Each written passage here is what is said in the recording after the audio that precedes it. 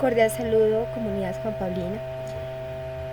El Departamento de Ciencias Sociales y yo, Noé Angélica Rincón, tenemos el placer de reunirnos con ustedes para conmemorar un año más de celebración con relación al 20 de julio de 1810.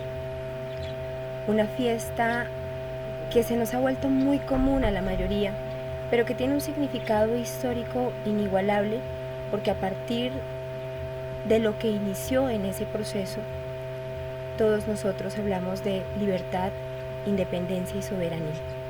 Para conmemorar este año, el Departamento de Ciencias Sociales desea hacer con ustedes un ejercicio chévere de contextualización histórica a partir de productos audiovisuales que se realizaron en la televisión colombiana hace algunos años.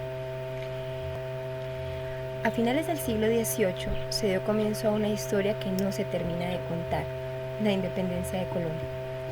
Hoy la veremos desde la pantalla chica, la historia a través de su paso por la televisión, una historia que involucra amores, guerras, héroes y villanos, gente del común, gente como usted, gente como yo.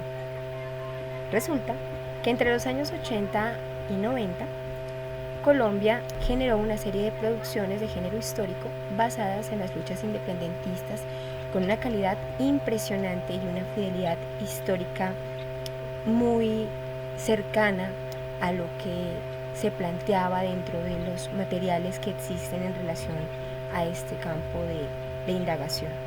La televisión entonces se utilizó como un amplificador del mensaje cultural y los personajes buscaban conectar al público sin romper aquellos imaginarios y los nombres que se habían forjado desde la escuela y desde la cotidianidad de la vida del pueblo colombiano. Es así como escritores y realizadores se valieron de la investigación de relatos de la cotidianidad y del registro de los hechos para crear contenidos que hoy constituyen la memoria histórica audiovisual de Colombia. Bajo esta premisa nacieron series como Revivamos nuestra historia, Crónicas de una generación trágica y de Amores y delitos, con el cual, como les decía con antelación, hoy vamos a hacer un ejercicio muy chévere, pero sobre todo muy interesante para reconstruir no solamente el proceso de la independencia, sino también reconocer cómo la televisión en algún momento y el cine fueron usados para transmitir ese mensaje histórico y realizar una actividad pedagógica que involucrara a todos los ciudadanos a fin de reconocer esos elementos que nos dieron una vida como nación y una identidad que hoy nos une a todos como colombianos. Hoy vamos a observar algunos fragmentos de estas producciones para entender la historia no solamente como un suceso, sino también entenderla como una manera de visualizarla recreada desde el audiovisual, porque para ser contada, la historia debe atravesar no solo la cabeza, sino también el corazón, porque es a través de estos procesos que la resignificamos desde el fuero personal y la dotamos de emoción, identificando y resaltando aquellos avatares como conquistas de esos hombres y mujeres que con sus vidas, con sus acciones, con sus sacrificios, dotaron de significados palabras como libertad e independencia, y los constituyeron en sueños colectivos, en significados patrióticos y anhelos de una nación fuerte y trabajadora como lo es la nuestra. Esta historia comienza en las postrimerías del siglo de las luces. En nuestra pequeña ciudad la vida transcurría sin mayores avatares, hasta este año del rey de 1781. Resulta que a finales del siglo XVIII, debido a las guerras europeas, los reyes españoles de la Casa Borbón, que eran quienes tenían el control en aquel momento de los territorios de ultramar bajo la figura de la colonia, se vieron obligados a buscar recursos económicos para continuar con esos procesos de guerra en las colonias, es decir, en nuestros territorios. Lo siento, señor virrey, pero traigo instrucciones precisas de don José de Gálvez y del rey don Carlos III. La Real Hacienda se ha convertido en un desastre y yo vengo a organizarla. Y no permitiré que nadie lo impida. ¿Comprende? Y para eso ellos plantearon una serie de reformas económicas y políticas que fueron conocidas como reformas borbónicas. Estas reformas se aplicaron más que todo en el plano de lo administrativo, es decir, en las rentas públicas que afectaron no solamente a los criollos, sino que también afectaron indígenas, mestizos, afrodescendientes, cambiando la vida como se conocía hasta ese momento y sembrando las semillas de un conflicto que luego tomaría el matiz de la búsqueda de la libertad. Solo quiero que comprenda que el pueblo no resistirá a un impuesto más. Deberíamos ayudarlo, en lugar de apabullarlo con disposiciones que no entenderá y que solo pueden despertar su ira. Usted tiene sus razones, señor virrey. Pero yo también tengo las mías. Usted parece haber olvidado que esta es una colonia de España y que como colonia tiene la obligación de respaldar a la corona.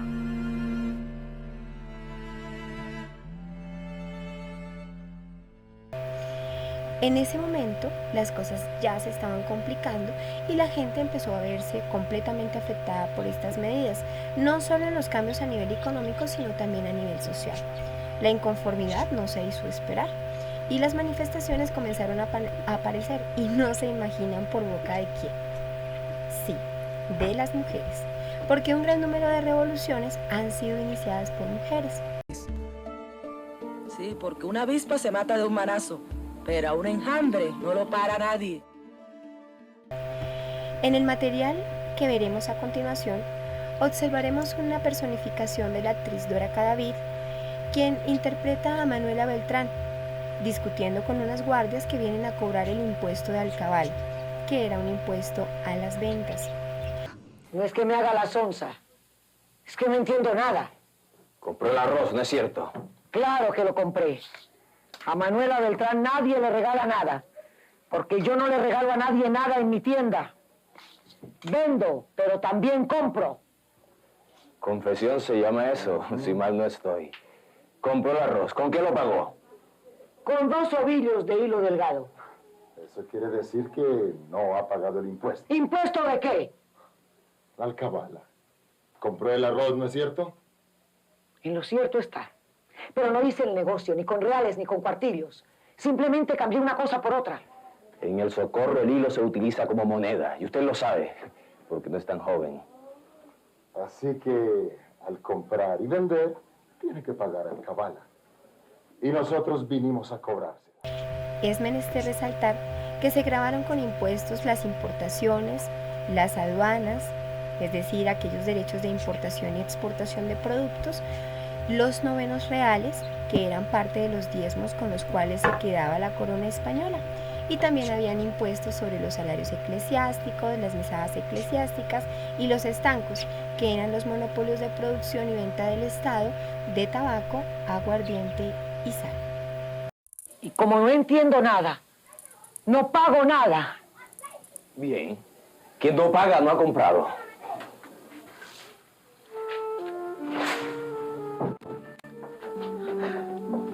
¡Malditos! A ver, usted vote esto. ¡Malditos! ¡Malditos! ¡Chapetones malditos! ¡Malditos!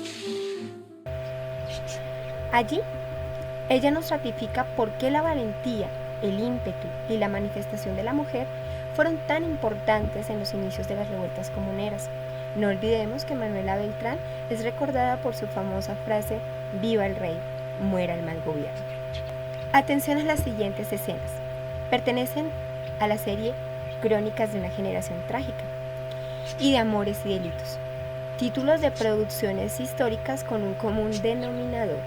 Las dos fueron ideas originales de Gao, de nuestro Nobel Gabriel García Márquez, lo que las convierte en piezas invaluables para la cultura y la memoria del país, en las que comenzaron a contarnos los inicios de la independencia.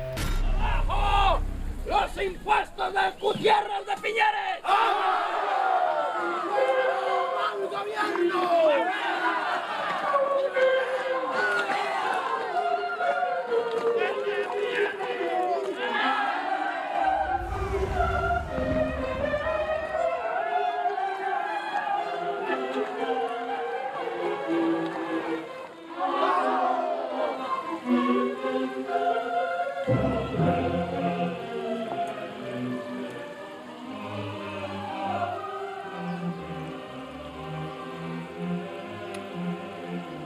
Dios Santísimo y el Rey nuestro Señor lo guarden muchos años, reverencia. Que Dios Todopoderoso sea contigo. Marqués, mi buen amigo, cuánto celebro volver a verlo. La vida es puro azar, Francisco Berbeo. ¿Quién hubiera podido pensar que nos volveríamos a encontrar en semejantes circunstancias? Y bien, generalísimo, ya estamos listos para iniciar una conversación y llegar a un acuerdo para la paz. La exigencia usted ya la conoce, reverencia. Se trata de la abolición inmediata de los gravámenes que nos ha impuesto el regente Gutiérrez de Piñeres. En ella se recrea la abolición de los gravámenes que habían impuesto en las colonias, particularmente en el virreinato de la Nueva Granada por órdenes del regente Gutiérrez de Piñeres, representando una de las coyunturas iniciales que gestaron el movimiento independentista, pues en ellas la movilización de la población de Santander fue evidente, y no solo ello, quizás lo que más marcó a los regidos al interior del virreinato fueron las consecuencias de estos movimientos y las falsas promesas que emergieron de él, cuyo cumplimiento jamás se llevó a cabo. En la revolución de los comuneros, 20.000 hombres y mujeres, amenazando con tomarse Santa Fe, marcharon desde las regiones de Santander, en la Nueva Granada. Pero estas manifestaciones o estas movilizaciones solo llegaron hasta el Puente del Común, una estructura con una alta carga simbólica. Fue construida por órdenes del rey Carlos III de España. Ubicada en inmediaciones del municipio de Chía, Cundinamarca, al margen derecho de la autopista norte, sentido hacia Bogotá, fue hasta ese lugar donde llegaron las movilizaciones que provenían de Santander. Dichas capitulaciones se firmaron en mayo de 1781, en las cuales la corona se comprometía a eliminar gran parte de los impuestos y rebajar otros como los del tabaco y del aguardiente. El arzobispo es el garante personal de las capitulaciones. Él es un representante divino y la palabra de Dios no puede ser puesta en duda. Ya no es necesario marchar a Santa Fe. Dios está de nuestro lado. Los impuestos todos han sido abolidos.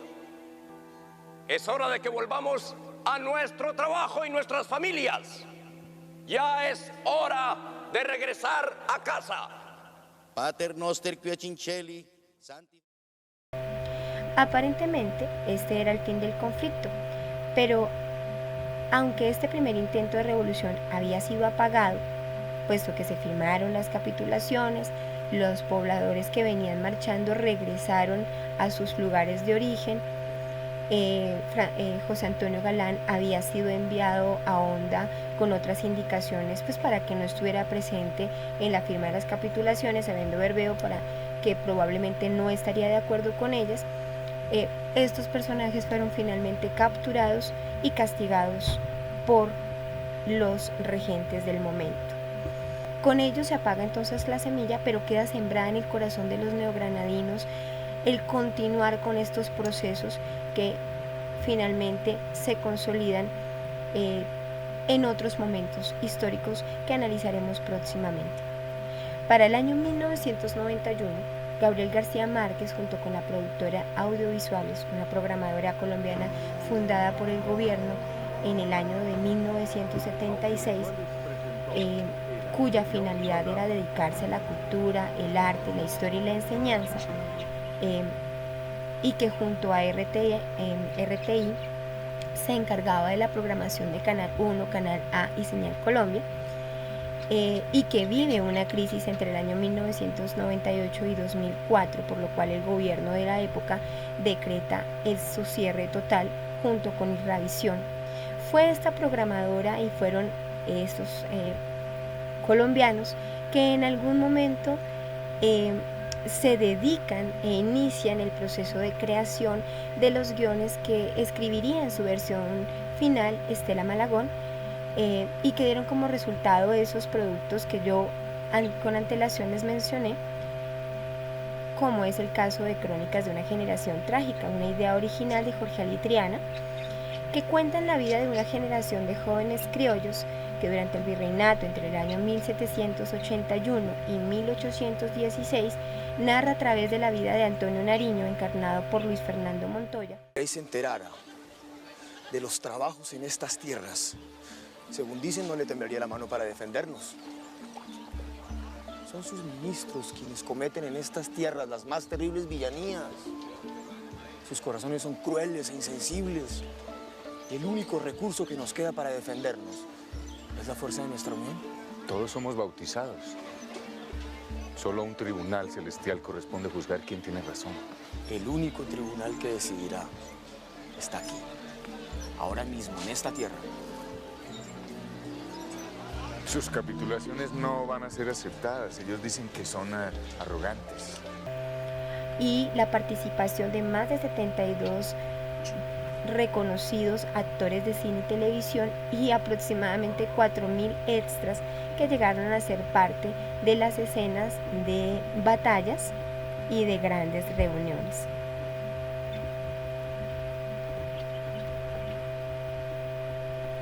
Las cosas en la Nueva Granada parecían haberse encalmado, pero no, obvio que no. El virrey no aceptó las capitulaciones y envió al ejército español con el fin de imponer la autoridad sobre los comuneros, y esto llevó a una nueva rebelión, comandada por José Antonio Galán, Isidro Molina, Lorenzo Alcantús y Manuel Ortiz, algunos de los hombres de aquella generación trágica. Nuestros corazones arden por emprender la campaña que defenderá la nueva patria. No imaginamos cuánto nos va a costar, ni cuántos sacrificios nos va a demandar. Pero estas proezas tampoco llevaron a nada y por el contrario, fueron reprimidas por las autoridades, quienes apresaron a los líderes y los ejecutaron en enero de 1782. Sus cuerpos fueron mutilados y sus cabezas fueron expuestas en Santa Fe y en otras poblaciones de la Nueva Granada.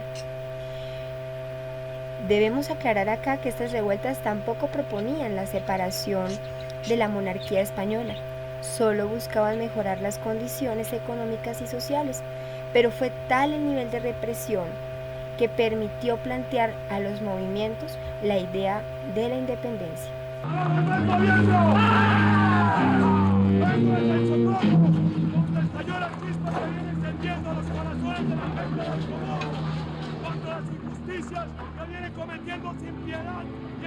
Pobre gente.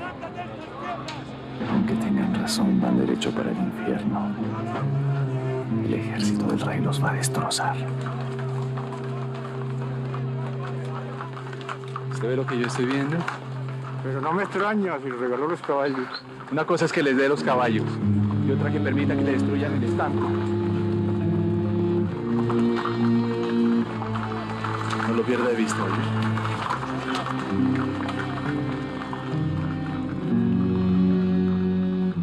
Viejo zorro. Esta vez no se va a salir con la suya. ¡Tomar el camino hacia Marengo! ¡Pueden hacerlo ahora! ¡Viva el rey! ¡Abajo el gobierno! ¡Vámonos! ¡Vámonos! En la última escena veíamos a un galán interpretado por Fernando el Flaco Solórzano enfurecido, destruyendo el estanco de tabaco administrado por la familia Millán en la película 1780, parte de la trilogía de Amores y Delitos, una propuesta hecha por audiovisuales a partir de una idea original de Gabriel García Márquez. Al igual que 3 largometrajes producidos en formato de cine para luego ser emitidos en la pantalla chica, en la televisión. En el año de 1995 se estrenan en la pantalla chica 1780, El alma del maíz y Amores ilícitos, 3 historias que mostraban las relaciones de poder, las visiones de amor y la fuerza de la tradición en las sociedades coloniales de 1780. Todo cambio inicia con un despertar. Ese momento en el que abrimos los ojos en la historia y que para nuestro caso se llamó Ilustración, un movimiento cultural, social, político y económico de origen europeo muy importante para la humanidad, porque en él se propusieron aspectos fundamentales de lucha contra el absolutismo y la nobleza y la incansable búsqueda de la libertad, la igualdad y la fraternidad, y que dio como uno de sus múltiples resultados la promulgación de los derechos del hombre y del ciudadano. A propósito de esto, es importante recordar que este año conmemoramos el 230 aniversario de la traducción, publicación y difusión de los derechos del hombre y del ciudadano en el Virreinato de la Nueva Granada por labor ejercida por el prócer Antonio Nariño.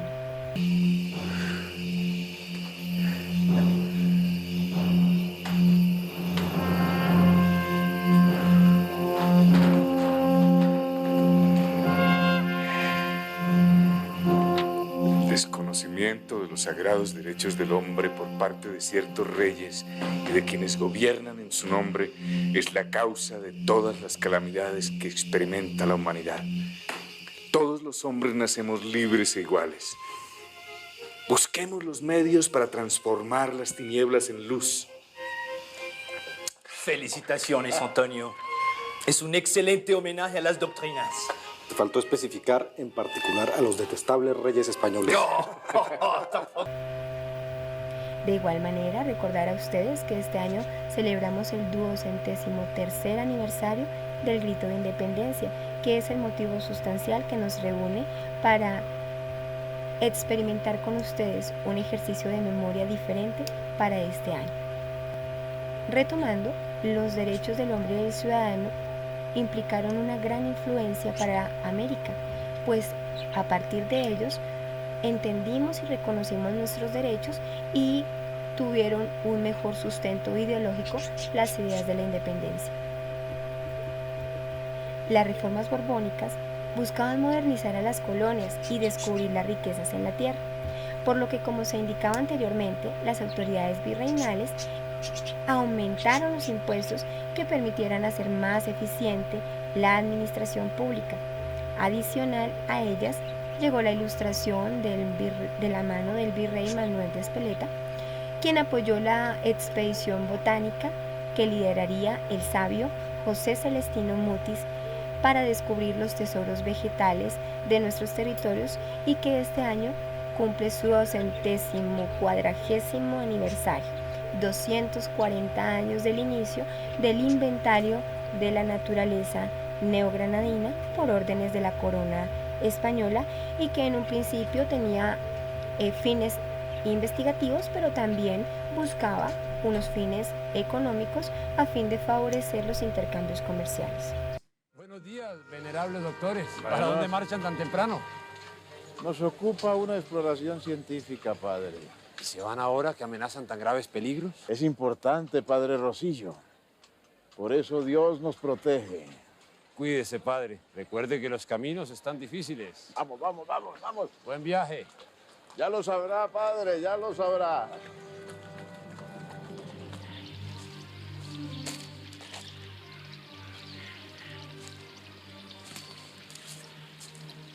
Hemos encontrado un tesoro.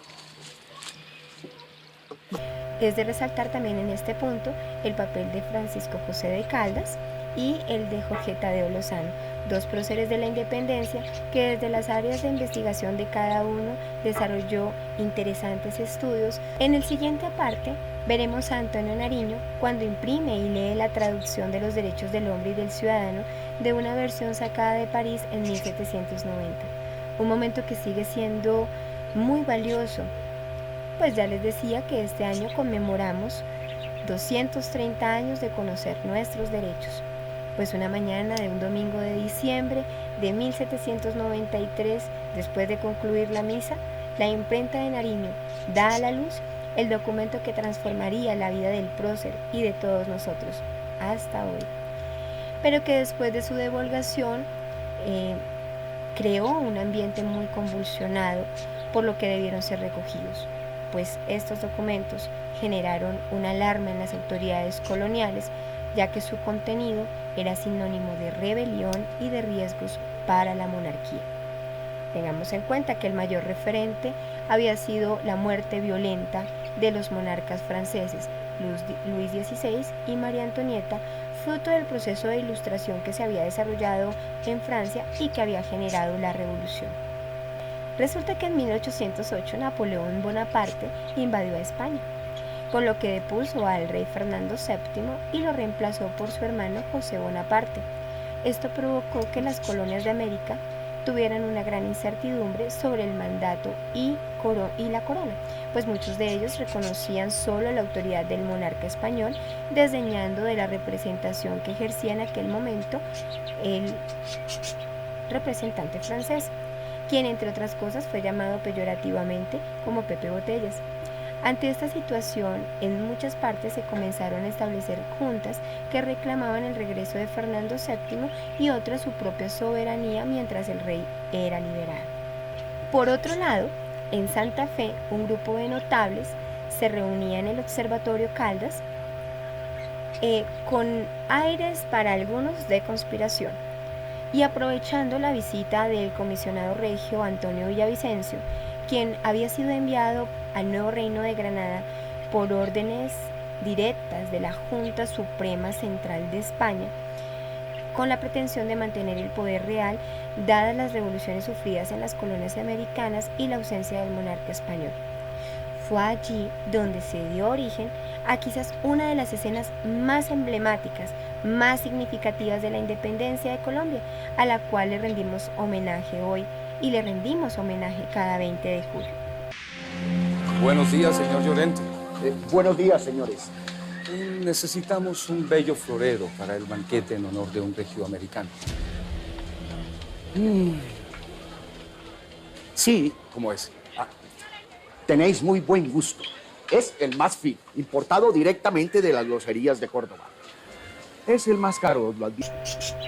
Sí, muy bien, chicos, el florero de Llorente, símbolo de la independencia, tema obligado en todas las instituciones educativas de nuestro país, donde seguramente muchos en nuestra infancia no hemos entendido por qué tanto problema por un jarrón. Usted no me ha comprendido. Lo estamos solicitando en préstamo. ¿Cómo? ¿Pero qué pensáis? En ese caso os vendo uno más barato, ¿ah? Es para una ocasión muy fina y la mesa merece el adorno más exquisito. Vamos, vuestro padre es muy acaudalado. En cambio, pues yo soy un pobre tendero y no puedo arriesgar así la mercancía, ¿no? ¿Quién respondería en caso de que se volviera trizas? Les cuento que la pieza tenía vidrio con óxidos de plomo, esmaltes de cobre, pan de oro, polvo de oro y oro coloidal en la corona. ¿Qué dice? ¿Insulta usted a los americanos? Buenos días, don Pepe. ¿Tiene usted clientes esta mañana? ¿No saluda usted al sabio? Se atreve a semejante grosería porque don Francisco es americano. Este infame chapetón ha osado decirnos que se cagan los americanos. ¡Ha dicho que se cagan los americanos! ¡Ah, desgraciado chapetón! ¡Yo no he dicho nada! ¡Que yo no he dicho nada! ¡Abajo, chapetones! Pero resulta que este solamente fue un pretexto, parte de la estrategia para provocar al comerciante José González Llorente a través del pedido prestado de este costoso elemento y argumentar que el individuo en cuestión estaba insultando a los americanos.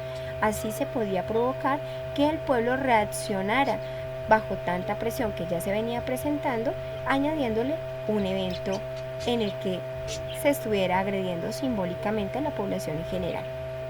Esto, por supuesto, generó la revuelta popular en contra del virrey Antonio Amari Borbón.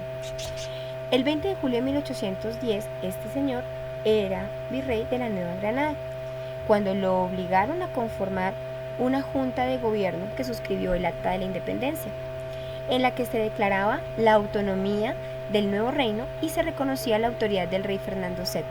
Claro, si éste llegaba a ser liberado.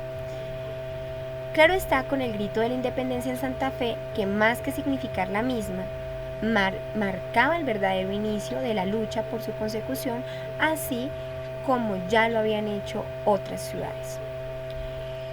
En una esquina muy conocida de la ciudad de Bogotá, más exactamente en la calle 11 con carrera séptima, donde hoy se ubica la conocida como Casa del Florero y donde reposa la pieza histórica que después de la revuelta pasó de la tienda de José González Llorente a diferentes casas bogotanas hasta llegar a la casa del pintor Epifanio Garay, que luego él mismo donaría al Museo Nacional de Colombia en 1882 y que regresaría a la Casa del Florero cuando ésta se convirtió en museo. Al principio, la idea de la independencia era una idea parcial. Se trataba de un tema de autonomía, pero debido a los enfrentamientos que hubo con las autoridades coloniales, rápidamente se convirtió en un deseo, en un anhelo, el anhelo de la independencia definitiva. Así que había que pensar en una manera de gobierno propia.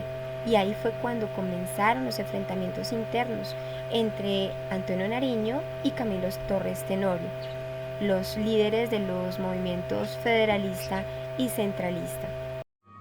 Tenemos que pelear o estaremos a su merced. No hay que perder tiempo. Hay que movilizar al pueblo de inmediato. Las mujeres y los niños a las iglesias. El resto a levantar barricadas por toda la ciudad. El grueso de la defensa San Victorino. Yo me encargo de los cañones.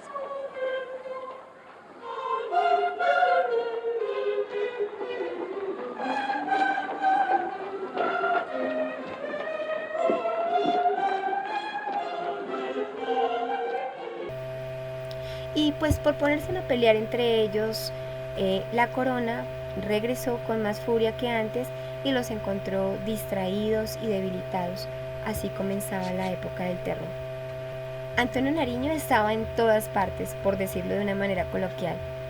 Por eso su nombre aparece en diferentes momentos de la historia y de las producciones históricas audiovisuales, pues muchas de ellas se valieron de su personaje para narrar muchos de los acontecimientos en el proceso de la independencia.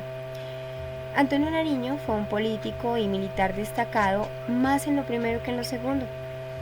Conocido como el precursor, fue secretario del primer Congreso Neogranadino, primer presidente de Cundinamarca, vicepresidente de la Gran Colombia. Estuvo preso por largos periodos, siempre regresó para luchar por la liberación.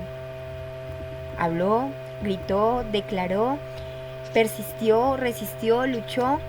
¿Qué no hizo con su reverencia? Participó en los albores de la independencia del virreinato de la Nueva Granada y junto a Pedro Fermín de Vargas, Francisco de Miranda, José Cortés de Madariaga y Eugenio Espejo, se le considera precursor de la emancipación de las provincias americanas del Imperio Español. Se declara el desconocimiento total y la independencia absoluta de la corona española y de su rey Fernando VII. Ahora no reconocemos otro gobierno que el nuestro, libre, independiente, soberano, nombrado por el pueblo. ¡Viva! ¡Viva la República! ¡Viva!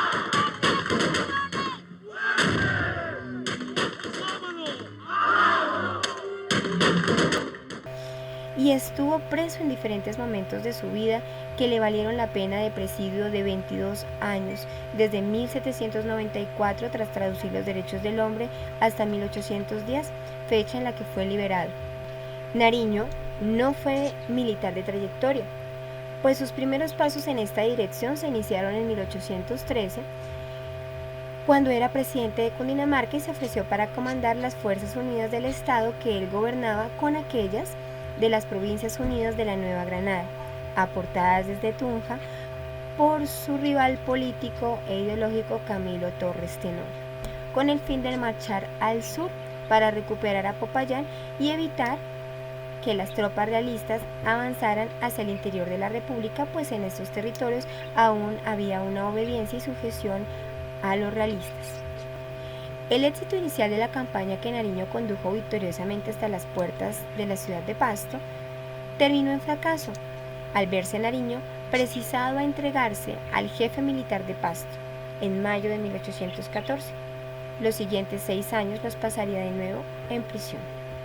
Su capacidad de movilización y carisma hacían que el pueblo lo siguiera, hacía que el pueblo creyera en él y lo tuvieran como referente, como lo era para el cronista José María Caballero, quien escribió un diario que se considera una de las fuentes primarias de los hechos de 1800 y por lo tanto parte de las historias contadas de las producciones que estamos viendo hoy. algo similar que con el cronista y pintor José María Espinosa, que participó en las fuerzas organizadas por Antonio Nariño y quien era un reconocido retratista de próceres de la independencia, quien pintó escenas de batallas, algunas de ellas vivencias suyas, y sobre las que se sembraron los imaginarios visuales de lo que fueron los personajes y los entornos de la independencia.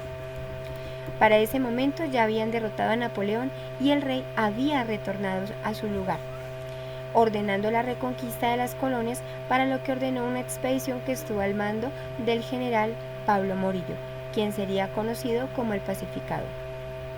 A veces la demasiada confianza genera grandes desilusiones. Mi general, noticias de Venezuela.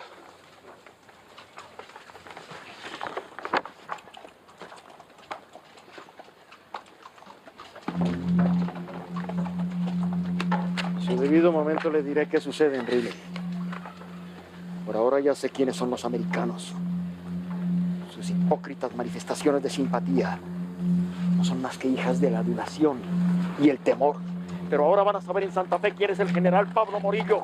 ¡Aranjuez! ¡Sígame! ¡Ah!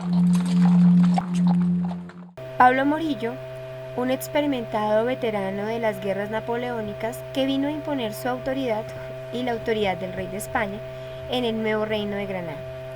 El ejército de Reconquista contaba con más de 12.000 hombres, que llegaron por Venezuela y después se tomaron Cartagena. Pero ese solo fue el comienzo. España no se rendiría tan fácilmente a ceder uno de los puertos comerciales más productivos de América, que estuvo bajo el control político, económico y social de la monarquía española durante 275 años aproximadamente. El control de los independentistas duró algo más de 2 años, mientras que el imperio comenzaba a plantear cómo recuperar a Cartagena de Indias. Desde 1813, el movimiento de tropas españolas a través de Cuba era evidente y se acercaba a una reconquista que se puso en marcha el 17 de febrero de 1815, cuando zarparon de Cádiz 60 embarcaciones con cerca de 10.000 hombres del llamado Ejército Expedicionario bajo el mando del comandante Pablo Morillo. Las tropas de Morillo iniciaron formalmente el bloqueo de la ciudad amurallada el 22 de agosto de 1815.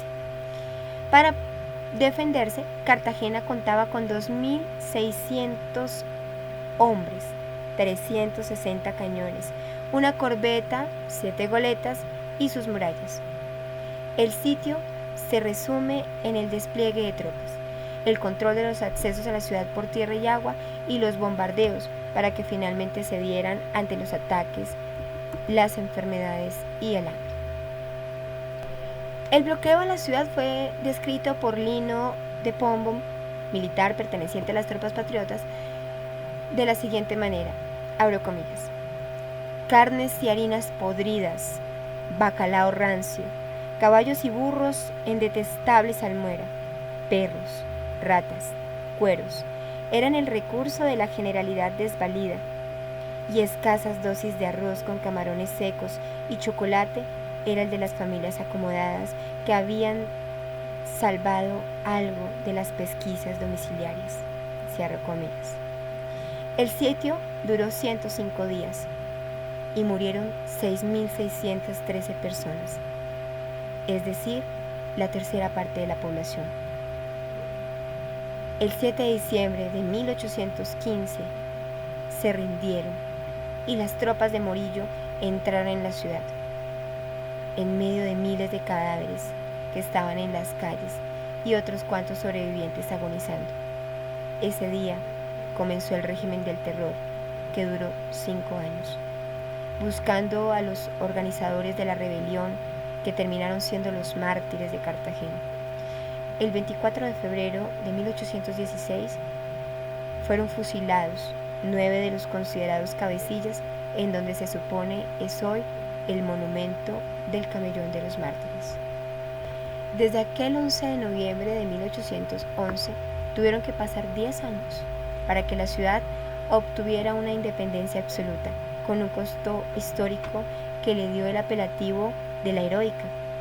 logrando la rendición de la resistencia debido a la muerte de 6.000 personas por hambre y enfermedades. Después de ese sanguinario hecho, vinieron la toma de otras regiones y los tribunales militares que juzgaban a los involucrados en la revolución y que incautaba todos sus bienes, para el sostenimiento en buena parte de los ejércitos españoles. Los miserables han implorado perdón, manifiestan no ser responsables de nada, pero juran lealtad a su majestad. Dicen que no son responsables, que fueron engañados, mi general. Infelices. Son los hijos del pueblo que fueron explotados por esos ambiciosos. Pero no es tan culpable el brazo que hiere como la cabeza que manda. Mi general, hay que enviar mensajes por todo el reino. Si queremos hacernos a los principales, tenemos que ofrecer recompensas, puestos, ascensos a civiles y a militares. ¿En verdad juráis ser fieles al gobierno de su majestad, tal como lo decís? ¡Sí! Entonces, en nombre del rey, yo os perdono.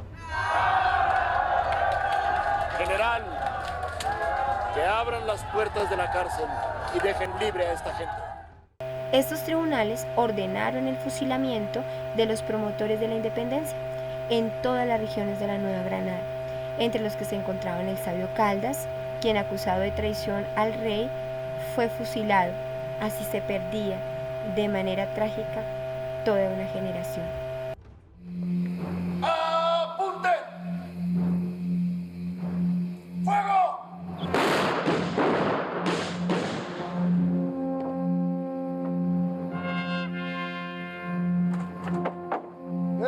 ¡Descansen! España no necesita de sabios.